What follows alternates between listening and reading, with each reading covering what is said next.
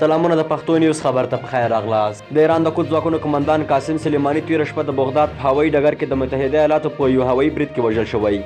قاسم سلیماني له 1998 میلادي کال راهیسې له ایران بهر د پټو عملیاتو څانګې یا قدس ځواکونو مشر او د خپل هیواد دننه او بهر یو له مشهورو قمندانانو څخه شمیرل کېده.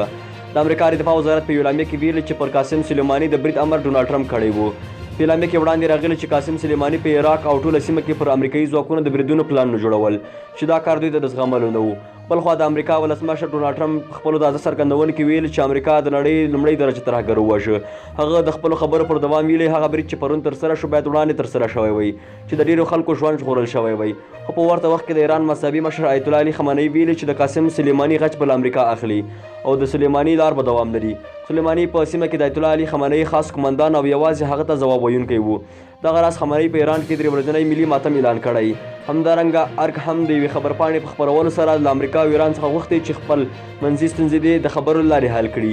په خبرپاڼې کې ټولو هیوادونو ته ډاډ ورکړل شوی چې د هیواد خاوره باید د بل هیڅ هیواد پر ضد ونه کارول شي. د نورو ویډیوګانو د لیدلو لپاره زموږ چینل سبسکرایب کړئ.